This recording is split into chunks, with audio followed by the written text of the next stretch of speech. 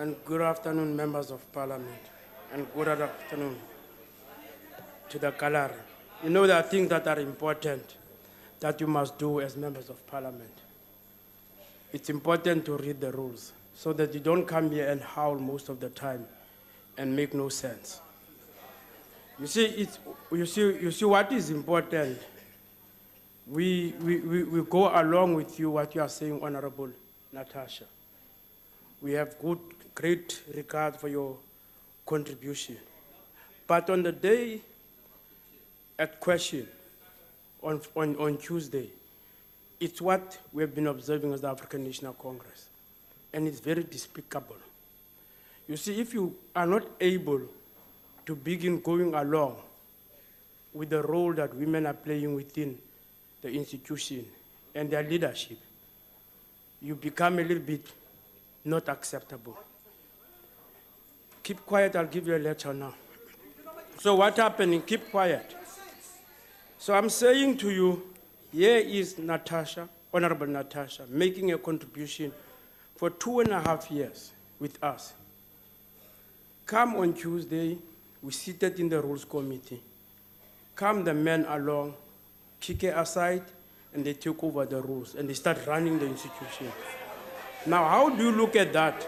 I've grown in the ANC understanding what is wrong with patriarchy.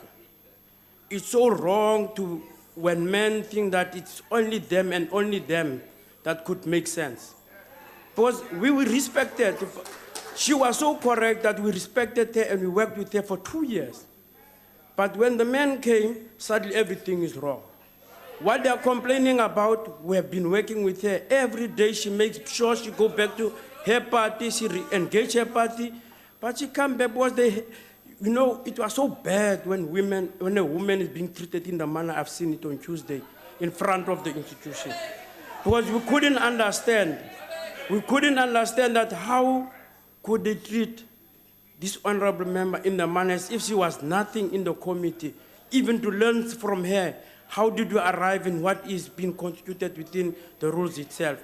That is the part that we are complaining about, that it's unacceptable. You can't treat women in that particular way. And it's a growing attitude that we are saying that how they treat the Madam Speaker within the House. They show no respect to her.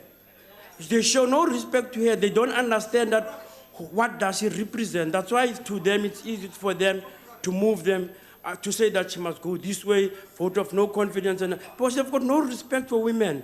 And I would never support somebody who goes on like that. I don't patronize her. You see what you must understand, Honorable Nkwangwa, if I can be able to reflect on you.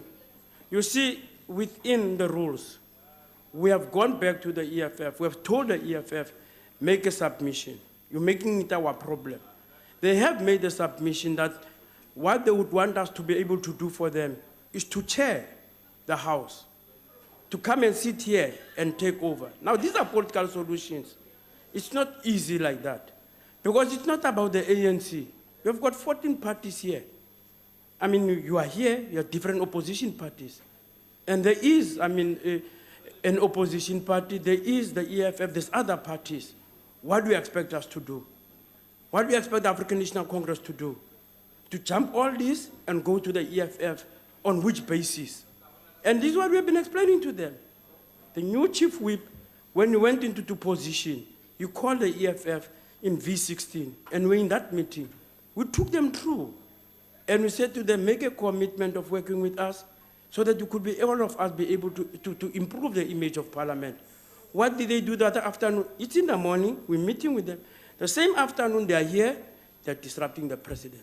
What do you expect us to do as an organization? Should we sit here and be able to be seeing that our president is being humiliated, but people are asking us to open up positions for them here to do what? We are not children. We know what is going on. So it's not that at any stage did we ever ignore them. We've been engaging them politically, even at the worst of it, even at the detriment of our own organization. But they show no respect to the organization, to even here, to how they will respect the rules. And we've been going on them. We've been making sure that they, even in the participation in the subcommittee, we've gone out of our way to make sure that they come and participate. definitely sure they have made so many contributions. But they're the first one to violate those contributions. What do you expect the African National Congress to do? Is it to sit back? This is what I've been saying, that we are being pushed around because we've got this majority, as if we have not been voted in, as if we have come here to come and plead with people to come along with us. We have done that for quite a long time. We've been I am one, I'll never compromise on that one, because I work very hard to win the voters to be on my side. I don't plead with you, I work, and I don't spend nights and nights to be able to persuade voters to understand the views of the African National Congress. Because if there's a manifesto, I go and preach it. So I don't really have to sit here and be seen as if we're begging, but we go out of our way to make sure that people have an understanding. The speaker herself, which is what people don't understand and which is what people don't acknowledge. I can really ask how many times have the speaker got into a multi-party meetings and sit together here with different parties, make commitments. She comes here and everybody looks as if she's not been able to engage them. What type of engagement do you want from us? What type of respect do you want from us? Because you have to respect us as an organization so that you could be, in turn, being able to respect you. And this is what we are saying to many of these issues. Definitely show we have been able to walk along again into improving the rules. Definitely the incident of last week has been very disturbing to all of us. But we are saying that on 10 and 11, when we look at how we make sure that this remains sacrosanct, but as we go out of the door, we are saying that the security services must take over. And they must be able to make sure that their own work is being done and not be prohibited by anything. Because we accommodate everybody. We've been able to make sure that there's an understanding of the role of the protection services, which has been an agreement with the DA. When the DA said to us, no, we want a multi-party system so that whenever these problems are being reviewed, we even withdrew and waited patiently for them to come with a suggestion. They couldn't, but we did it. And we were seated here, no, I'm participant, you're not participating in the committee. So I'm saying that at the end of the day, the African National Congress, at every step that it takes, has been able to make sure that it engages different parties, it talks to different parties. We have not drafted this. That's why it took us 2 years to be able to resolve some of the matters. Because we have been very sure that some of us have been here for a longer time, and some of the members of the EFF and other parties have just come into parliament. But the African National Congress didn't want to run up. It has to make sure that it accommodates everybody to understand what is it that it wants to do to improve the environment of parliament. It never happens. Now we are being blamed as if we are the ones that have wronged people here. Whilst we do our best as an organization, because we've got the tradition, it's part of our values. That's why I've written a constitution that we have been able to make sure that everybody, we are the ones that are practicing the multi-party systems. We don't make anybody to feel bad. We'd never make Honorable Killian feeling bad in our organization, because we do know, for a matter of fact, that how many people that have come into the DA that belong to the National Party, we know those things, but we are not here to come and say any member of parliament must be disrespected. We live above that, because we always treat human beings as quite of importance, you see. That's why in the Constitution of this, we have to make sure that there's human rights, so that, and Bill of Rights, so that we always protect the right of each and every individual. It's not an easy issue. People have moved over from different parties to come to the African National Congress. And the African National Congress, because it respects human beings and it respects South Africans, and it does see that everybody can add value to society, it gives them the opportunity to participate. And she's doing a very good work in our organization. The fact that she's being hated by different parties, she's being hated on the basis that she's making a positive contribution within our organization on how to improve society. And that's what we like. And we'll never walk away from that. We know how many people would love to work with the African National Congress, even those that have left the African National Congress. We'll continuously engage them.